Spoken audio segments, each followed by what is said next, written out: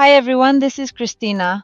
Today we'll explore what's new in the Transfer CFT September 2025 release. Before we begin, please note that this version is fully compatible with previous releases and can be installed directly on top of an existing one. As part of our ongoing efforts to strengthen cryptographic flexibility and future readiness, we are making TLS handshakes quantum safe by using post-quantum algorithms for negotiating the TLS keys. The newly supported algorithms groups include the ones you see on screen. When exchanging files over PSI TLS, the negotiated key agreement is post-quantum cryptography using TLS 1.3.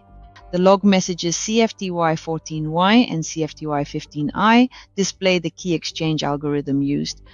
When logging onto the Transfer CFT user interface via a web browser, PQC is the negotiated key agreement using TLS 1.3. Keep in mind the PQC key agreement algorithms are the three listed on screen. Heads up! In 2015, Transfer CFT 2.7.1 was discontinued. Transfer CFT v3 was introduced at that time, bringing some changes to the transfer lifecycle. To avoid disrupting the integrations that our customers may have built and to facilitate upgrading paths, we added a backward compatibility mode.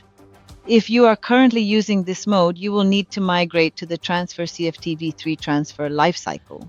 This requires a review of all processes that still rely on the deprecated lifecycle feature.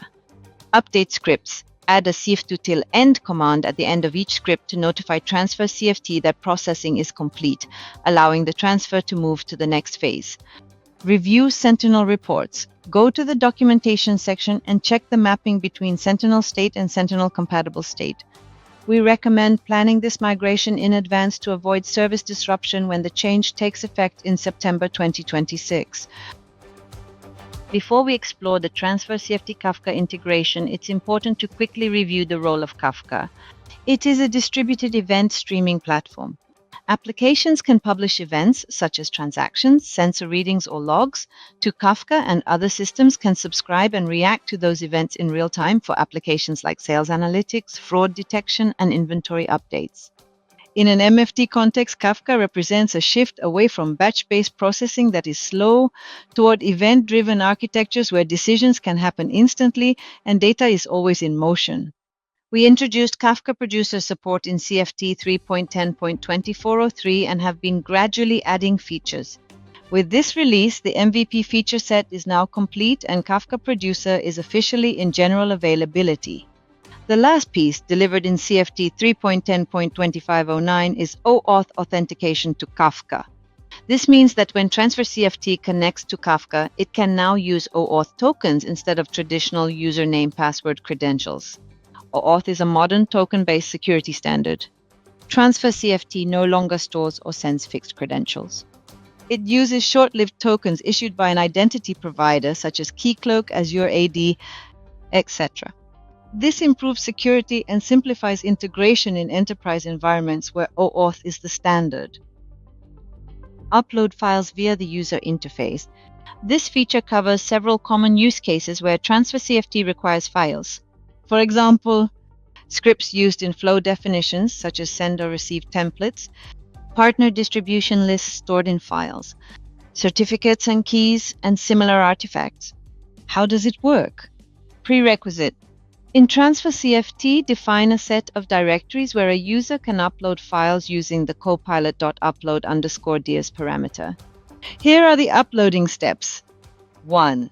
From the Transfer CFT UI, like Send Template pre-processing script, you can upload to one of the directories that was defined as a prerequisite. 2. Choose the file you want to upload. Keep in mind that the file size must be smaller than 75 KB. 3. The upload takes effect immediately. If a file with the same name already exists, you'll be asked to confirm before replacing it.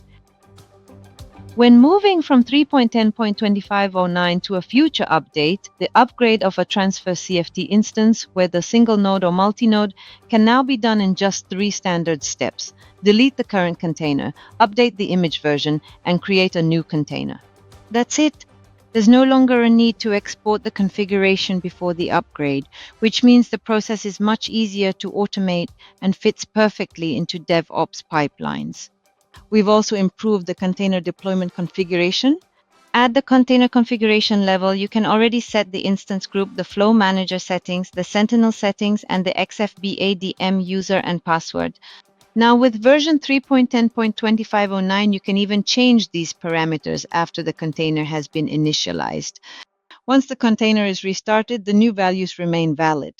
This gives administrators much more flexibility and makes Docker-based deployments easier to manage. For a detailed list of all fixes and improvements, be sure to read the release notes. Thanks for tuning in and see you next time.